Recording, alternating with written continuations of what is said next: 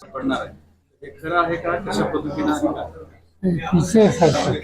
केंद्रात नाही मला माहिती नाही असं का म्हणतात. त्याचं कारण असं जे सरकार आहे कधी त्याच्याकडे स्वच्छ बहुमत नाही. चंद्रबाबू आणि नितीश कुमार या लोकांचं सरकारने साथ मिळाले. त्याच्यानंतर या गव्हर्नमेंटची एक स्टॅबिलिटी ही एका ठीक रस्त्यावर आहे. हे दोघे पार्टनर जोपर्यंत मोदींच्या बरोबर आहेत तोपर्यंत मला त्या ठिकाणी अडचण दिसत नाही. फक्त एकच आहे की गेली 10 वर्ष आम्ही बघितलं की सर्व सत्ता मोदींच्या हातामध्ये होती. आता त्या सत्तेत वाटेकरी आलेली आहेत आणि वाटेकरी आल्यामुळं आम्ही बघतो त्याचा काही फरक परिणाम काही दिसतो का? अवकाश आहे करेल थोडे दिवसात, पण एका उंचीत जी सत्ता होती ती आता अवस्था राहिलेली नाही. तर हा पॅटर्न म्हणजे आता होईल नाही होईल, कारण विधानसभेच्या खूप निवडणुकांचा अनुभव तुम्हाला आहे. असं आहे की लोकसभेच्या निवडणुकीला 2-3 गोष्टी अत्यंत महत्त्वाच्या होत्या. एक, भारतीय जनता पार्टीच्या काही नेत्यांनी स्वच्छ भूमिका घेतली की आम्हाला 400 जागा हव्यात. आणि का? तर संविधानात बदल करण्याची आवश्यकता आहे. हेगडे नावाचे एक त्यांचे मंत्री आणि आणखीन 3-4 लोक यांनी जाहीरपणाने ही भूमिका मांडली की आम्हाला संविधानात बदल करायचा होता. आणि ही त्यांनीच मांडली असं नाही, श्री मोदी यांनी सुद्धा अशी भूमिका मांडली. आणि त्यामुळं लोकांच्यात अस्वस्थता होती की या देशामध्ये संविधानाला जो मूलभूत अधिकार दिलेला आहे त्या अधिकारावर गदा येण्याची शक्यता आहे. आणि त्यामुळं आपण या मतदानामध्ये अत्यंत जागृतीने मतदानात भाग घेतला पाहिजे हा विचार जनतेने केला आणि त्याचा परिणाम आपल्याला एकदम 400 खाली आलेले चित्र बघायला मिळाले. आता विधानसभेच्या निवडणुका आहेत, त्याही 3 राज्याच्या निवडणुका आता आहेत. या निवडणुका असं दिसतं लोकांच्यामध्ये की बदल हवा आहे. आजचे राज्यकर्ते जे राज्यात आहेत, जे देशात ज्यांच्या हातात सत्ता आहे, त्यांना कुठेतरी आवड घातला पाहिजे आणि उद्याच्या या राज्याच्या निवडणुकीची आपल्याला संधी आहे असं चित्र दिसतं. पण दुसरी एक बाजू त्याच्यात आहे की शेवटी विधानसभेची निवडणुकीला आम्ही सामोरं जात असताना लोकसभेच्या वेळेला जेवढं एकसंघ चित्र पर्यायाचं आम्ही उभं केलं होतं ती करायची प्रक्रिया सुरू झाली, पण त्याला मूर्त स्वरूप येण्याची आवश्यकता आहे. ते जर मूर्त स्वरूप आलं तर लोकसभेसारखी स्थिती दिसू शकेल. ते जर नाही आलं तर आजचे राज्यकर्ते त्यांना किंमत मोजावं लागेल. पण लोकसभा इतका स्पष्ट निकाल लागला तर मला आनंद होईल. पण हे मूर्तरूप होत नाही असं तुम्हाला वाटतं? पद्धतीनं महाविकास आघाडीच्या चर्चा झाली किंवा आता एक समिती गठीत झाली काँग्रेसची, राष्ट्रवादी काँग्रेसची, म्हणजे पुढे जात नाही जागा वाटपाची बोलणी किंवा एक संघपणा तो टिकणार तसं नाहीये. गेल्या 3 दिवसाच्या पूर्वी आमची चर्चा झाली. त्याच्यामध्ये शिवसेनेच्याकडून संजय राऊत यांनी निगोसिएशन करण्याच्यासाठी जी कमिटी करायची त्यासाठी नावं दिली. जयंत पाटलांनी राष्ट्रवादीच्या वतीने नावं दिली. बाळासाहेब थोरात आणि पक्षाचे अध्यक्ष त्यांनी काही नावं दिलेली आहेत. आणि त्यांच्या बैठकीची प्रक्रिया माझ्या मते उद्याच्या 12 तारखेला पार्लमेंटचं काम संपेल आणि त्यानंतर सुरू होईल.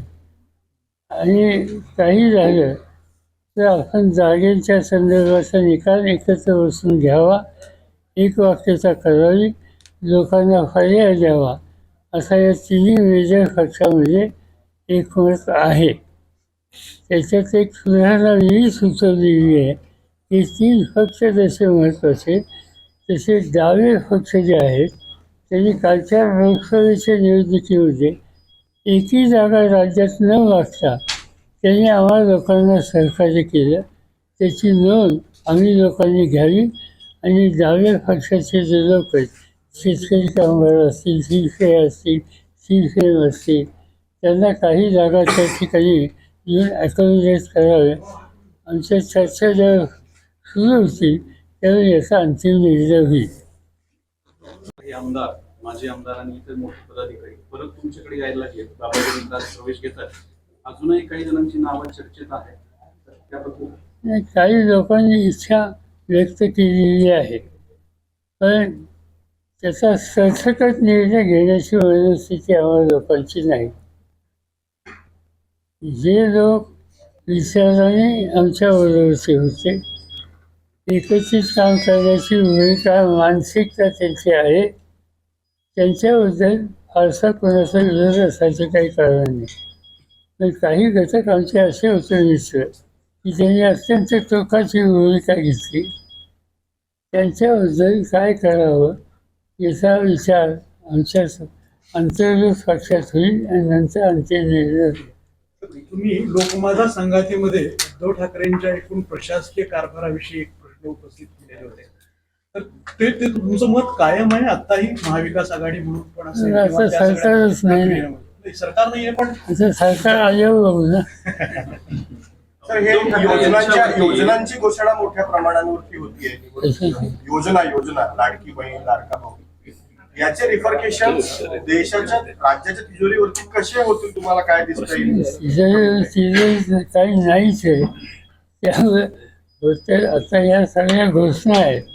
निवडणुकीच्या वेळेला मला असं वाटतं की प्रत्यक्ष निवडणुका जाहीर होण्याच्या आधी 4-5 दिवस एखाद दुसरा हौसा देण्याचा प्रयत्न होईल आणि तो एखाद दुसरा हौसा देऊन एक जनमानस हौस्या बाजूला करण्याचा हा प्रयत्न हा दिसतो.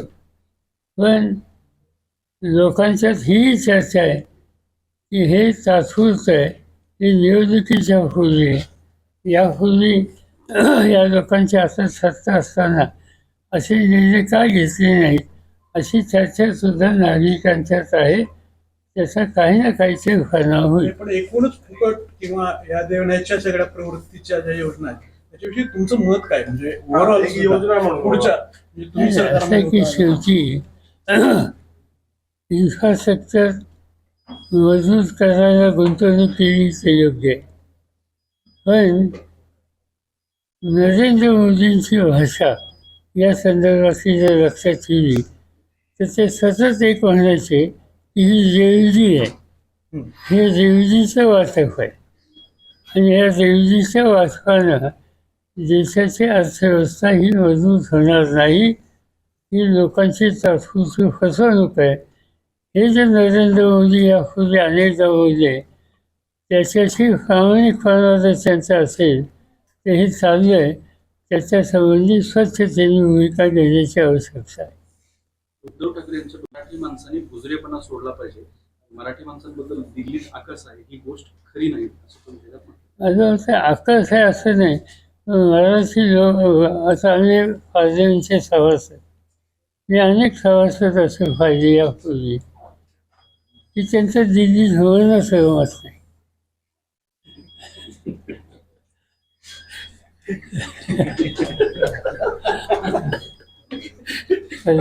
काय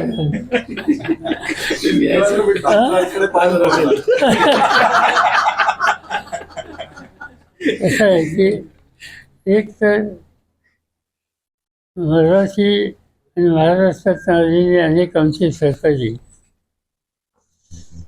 त्यांचं दिल्लीचं जे काही वास्तव्य असतं ते महाराष्ट्रातून आलेल्या लोकांच्या पुढचं सीमित असतं. आम्ही कधी कर्नाटकात किंवा नॉर्थ ईस्टचा किंवा तिकडचं उत्तर हिंदुस्थान असता खासदार त्यांच्याशी फारसा आमच्या लोकांचा संबंध नसतो. जाण्या येणं बैठक आमच्या अंशात असते. माझ्या मते हे व्यापकता असण्याची गरज आहे. पण शेवटी देश म्हणून आपल्याला देशाकडे बघावंच लागेल. आणि देश म्हणून बघत असताना या देशातल्या विविध राज्यात विविध भाषेमधल्या अनेक घटकांच्याशी सुसंवाद डायलॉग हा जर आपण ठेवला तर माझी खात्री आहे की त्याची अधिक उपयुक्तता आहे. मराठी आणि महाराष्ट्रातल्या प्रतिनिधींचं या गोष्टीची कमतरता मला अनेक वर्षापासून दिसते.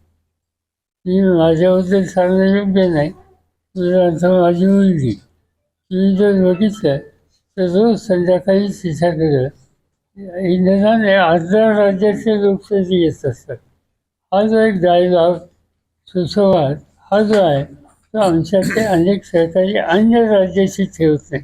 आपल्या राज्य याच्या संबंधी मला ती म्हणायची होती. एक जशी भूमिका तुम्ही व्यक्त कराल तसं आरक्षणाच्या प्रश्नावर राष्ट्रवादीची किंवा शरद पवारांची भूमिका काय असा प्रश्न भाजपकडून विचारला जातो. तो जरांगे पाटलांकडून पण आता मी अनेकदा बोललोय, कालही बोललोय. काल मला त्यांचं डेलिगेशन विचारलं आलं. माझ्या मते समाजाने येऊन गेलो माझ्याशी बोलले. प्रश्न असा आहे की आरक्षणाच्या संबंधी मतभेद असायचं काही कारण नाही. काही गोष्टी अशा आहेत की त्याच्यातून मला काळजी दुसऱ्या गोष्टीची आहे. आणि काळजी मला या गोष्टीची आहे की 2 वर्गांच्या मध्ये एक प्रकारचं अंतर वाढते का काय अशी स्थिती मला दिसते. विशेषतः मराठवाड्यातल्या एक 2-3 जिल्ह्यामध्ये याची अधिक काळजी घेण्याची गरज आहे असं वाटतं. मला काही सहकार्यांनी असं सांगितलं की काही ठिकाणी कुणाचं रेस्टॉरंट असेल, ते रेस्टॉरंट अविभक्त समाजाच्या व्यक्तीचं असेल तर तो आणि जर समाजाची व्यक्तीच्या रेस्टॉरंटमध्ये जात नाही हे जर खरं असेल तर हे चिंताजनक आहे. ही स्थिती बदलली पाहिजे आणि त्याच्यासाठी आमच्या सगळ्या सारख्यांनी अधिक लक्ष दिलं पाहिजे. उद्या निवडणुका म्हणजे उद्या विधिमंडळ संसदेचं अधिवेशन वगैरे संपल्यावर या प्रकारचा सुसंवाद साधायला अधिक प्रयत्न करावे लागतील. व्यक्तिगत माझा एक अनुभव असा आहे की मी नामांतराचा निर्णय ज्यावेळी घेतला त्यावेळेला हा निर्णय मी विधानसभेच्या सदस्यांना एकत्रित करून त्यांच्याशी बोलून तिथं घेतला आणि त्याची रिॲक्शन इथं झाली. ती रिॲक्शन झाल्याच्या नंतर त्याची किंमत काही गरीब लोकांनाही द्यावी लागली. या माझ्या लक्षात माझी चूक आली. माझी चूक अशी होती की निर्णय मी मुंबईत बसून घेतला, पण या निर्णयामध्ये ज्यांची नाराजी होती त्यांच्याशी डायलॉग मी अजिबात केला नाही. आणि त्याच्यानंतर मी स्वतः बाकीचा कार्यक्रम थांबवला आणि मराठवाड्यातल्या जवळपास सगळ्या कॉलेजेसमध्ये मी स्वतः गेलो, विद्यार्थ्यांशी बोललो, सुसंवाद साधला आणि त्याच्यानंतर 1 वर्ष 2 वर्षांनी त्या निर्णयाला विरोध लोकांचा सहमती दाखवली. आज मराठवाड्यामध्ये काही ठिकाणी हा जो आरक्षणाच्या प्रश्नावर इश्यू झालेला आहे त्यातून हा सुसंवाद या नव्या पिढीशी साधायची आवश्यकता आहे आणि ते काम आम्ही नक्की करू. त्याची आवश्यकता मला वाटते. ओबीसीतून आरक्षण द्यावं का याबद्दल तुमची काय? नाही 2 गोष्टी आहेत की आरक्षण हा जरांनी एक चांगलं स्टेटमेंट केलं तर माझ्या वाचण्यात आलं. तिने असं स्टेटमेंट केलं की मराठा आरक्षणाच्या बरोबर लिंगायत, धनगर आणि मुस्लिम यांना सुद्धा आरक्षण द्यावं असं स्टेटमेंट तुम्ही वाचत होते. त्यांचं हे स्टेटमेंट माझ्या मते त्या एक जे अंतर होण्याची जी स्थिती होती त्याच्यातून योग्य रस्त्यावर जाण्याची प्रक्रिया सुरू झालेली आहे आणि हे झाल्याच्यामुळं तुम्ही जो प्रश्न विचारला तो घटकाचा धनगर, लिंगायत, मुस्लिम हे ज्या प्रक्रियेमध्ये आले तर तुमचा जो प्रश्न आहे ती स्थिती डायल्यूट होईल, त्या स्थितीच्या संबंधीची कटुता राहील असं मला वाटत नाही. असं आपण जे म्हणालात की तुम्ही सोडवली पाहिजे की सरकारने सोडावी असं तुम्हाला वाटतं? असं सगळ्यांनी तुम्ही हातभार लावा. सरकारने काल मुख्यमंत्र्यांनी माझ्याशी चर्चा केली आता 2-3 दिवसापूर्वी, आणि त्याच्यावरती मी त्यांना एकच सांगितलं की मला काळजी असते या सगळ्या परिस्थितीची, तो मार्ग निघावा असं वाटतं. आणि आज मला अडचण अशी दिसते की सरकारने जो डायलॉग करायला पाहिजे तो केला नाही. असं चित्र दिसतंय की दरांजे आणि त्याच्यावर सरकार यांच्याबरोबर मुख्यमंत्री आणि काही लोक संवाद ठेवतात असं दिसतं. चांगली गोष्ट आहे. आणि दुसरे जे घटक आहेत त्याला विरोध करणारे त्यांच्याशी सुद्धा सरकारमध्ये दुसरे लोक ते सुसंवाद ठेवतात. हे कशासाठी? गव्हर्नमेंट म्हणून त्यांनी सगळ्यांना विश्वासात घ्यावं ना. त्यांनी ओबीसीच्यासाठी चर्चा करायला छगन भुजबळांना सांगायचं, दुसऱ्याची चर्चा करायला स्वतः करायचं, काही लोकांना बाजूला ठेवायचं कारण नसताना याच्यामुळे गैरसमज होतात आणि परिस्थिती ही हवी तशी राहत नाही. आणि त्यासाठी मला असं वाटतं की आत्ता सरकारने सुसंवाद ठेवण्याच्या संबंधीची आमची तयारी आहे हे जे आम्हाला सांगितलं त्याच्यासाठी आम्ही त्यांना असं सुचवलं की तुम्ही रंगेंना बोलवा, त्यांच्या सरकारच्यांना बोलवा, त्याच्यानंतर ओबीसीच्या संबंधीचा आग्रह धरणारे छगन भुजबळ असतील किंवा काय त्यांचं नाव हाके ना, तर ते आणि त्यांचे सहकारी त्यांना बोलवा. आणि आमच्यासारख्या लोकांची काही उपयुक्तता असेल तर त्यांनाही बोलवा. आणि याच्यातून एक वाक्यता करायला सामूहिक आपण प्रयत्न करू, जेणेकरून राज्याचं वातावरण सामाजिक ऐक्याच्या दृष्टीनं अनुकूल राहील. 10 महिने झाला अमित शहा टीका म्हणजे सूर्याला दिवा दाखवण्याचा प्रयत्न. पवार पुढे म्हणाले किंवा आणि महाराष्ट्राच्या जेलमध्ये बघितलं. थँक्यू. माझा प्रश्न आहे, आज थोडा वेगळा प्रश्न आहे. महाराष्ट्र आणि कर्नाटक आज सीमावासियांमध्ये आज बरीचशी काही गावं आहेत ती कर्नाटकमध्ये जाऊ इच्छितात आणि इतक्या दिवसापासून जो लढा चालू आहे आपला संयुक्त महाराष्ट्र संदर्भातला की कर्नाटकातली काही मराठी गावं ती महाराष्ट्रात आहे. आपल्या याविषयी काय मत आहे? असं की जी गावं इकडे यायला पाहिजे कसं माणसात त्याचा आमच्या सगळ्यांचा आहे, अनेक वर्षाचा आहे. आणि ही गोष्ट खरी आहे की काही गावं आपल्याकडची की ज्या ठिकाणी मराठी भाषिकांची संख्या कमी आहे, कन्नड भाषिकांची संख्या अधिक आहे, त्यांची मागणी त्या संदर्भातही कर्नाटकात जायची आहे. आणि त्याबद्दल थोडी बहुत चर्चा विविध राजकीय पक्षांच्यामध्ये झाली आणि हेही मत त्या ठिकाणी व्यक्त केलं की जी गावं तिथं 70% 80% मराठीचाच भाषिक आहेत त्या लोकांच्या बाबतीत विचार करायची भूमिका आपण ठेवावी. मात्र कर्नाटकात जी मराठी भाषिक गाव आहे तीही त्याच वेळेला इकडे आली पाहिजे. मुस्लिम आकृती थांबवण्याचा त्यांचा प्रयत्न आहे का? कसं का? अजित पवार सध्या दिल्लीला जात आहेत, अमित शहांच्या भेटी आणि हे सगळं त्यांची चर्चा आणि दौरे सुरू झालेली आहे. त्यांच्याकडले जे सहकारी तुमच्याकडे येतात आम्हाला आम्ही काही त्याच्याकडे लक्ष दिले नाही. येत असतात जात असतात. पवारांचे बरेच कार्यकर्ते त्यांच्या संपर्कात बाबाजांनी सुद्धा आज बहुतेक प्रवेश करणार आहे असे एक लोक येत आहेत. अनेक लोकांना असं वाटतं एकत्रित काम करावं, आपला रस्ता चुकला तर योग्य रस्त्यावर जावं. आता योग्य रस्त्यावर जाण्याची मानसिकता कोणाची असेल तर स्वागत. तर महाराष्ट्रामध्ये 2-2, 3-3 उपमुख्यमंत्री असणे हे संरचनात्मक दृष्ट्या तुम्हाला कसं वाटतं? 2 आहेत, काही वेळेस काही मग बार्गेनिंग झालं तर 3 होतील, 4 होतील, असं होईल का?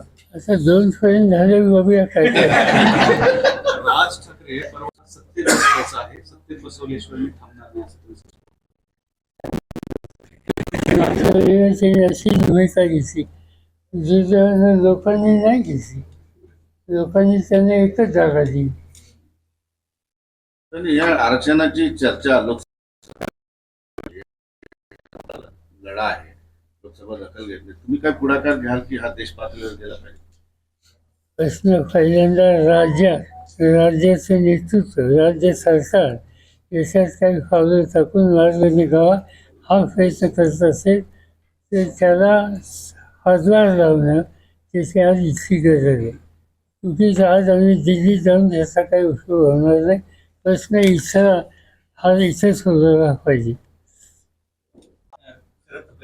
उद्धव ठाकरे साहेब ते आरक्षणाविषयी वेगळी भूमिका घेतात. ते म्हणतात की आरक्षणाची मर्यादा वाढली पाहिजे, या विधिमंडळात आणि लोकसभेत विषय गेला पाहिजे. असं काही लोकांचं मत आहे की ही 50% वर ही नेण्याच्यासाठी प्रयत्न करावे अशी सूचना आमच्या बैठकीत काही लोकांनी केली. पण हा आमच्या म्हणजे राज्याला सीमित हा विषय नाही. हा पार्लमेंटमध्ये इतरांनी सुद्धा मान्य केला पाहिजे. त्याच्यावर अजून काही इतरांशी चर्चा झाली नाही. आपल्या प्रदीर्घ राजकीय अनुभवातून एक 2 समाजामध्ये तेढ निर्माण झाली आरक्षणा प्रश्नावर. याचा तोडगा काय वाटतो आपल्याला या सगळ्यातून? चौदाचं मार्ग करावाच लागेल. आज आरक्षणामध्ये ज्या लोकांचा आग्रह आहे, जो समाजाचा आर्थिकदृष्ट्या सामाजिकदृष्ट्या मागास आहे, अशा सगळ्या घटकांना जी अस्वस्थता आहे ती शासनाने निर्णय घेऊन घालवली पाहिजे. त्यांना विश्वास दिला पाहिजे आणि तो विश्वास देऊन ही एक वाक्यता सामाजिक कशी होईल याच्याबद्दलची काळजी घेतली पाहिजे. प्रकाश आंबेडकर म्हणतात की 200 आरक्षणासाठी दोघे गट आहेत. पवार साहेब, जरांगे भाजपचे पाटील लोकं असं आणि ते म्हणतात साहेब विरोधक की- तुमचे नेहमी असंच म्हणतायत की जरांगे जे आंदोलन करतात त्यामध्ये शरद पवारांचा हात आहे. तुमची काय अभिप्राय? त्यासाठी मला एक वैशिष्ट्य आहे. तुझं काही झालं ते त्याच्यावर करायचं. म्हणजे लातूरला भूकंप झाला तरी शरद पवार जवळ ती त्या काळात होती. तुम्हाला माहीत नाही, कदाचित तुमच्या काही सिनियर लोकांना.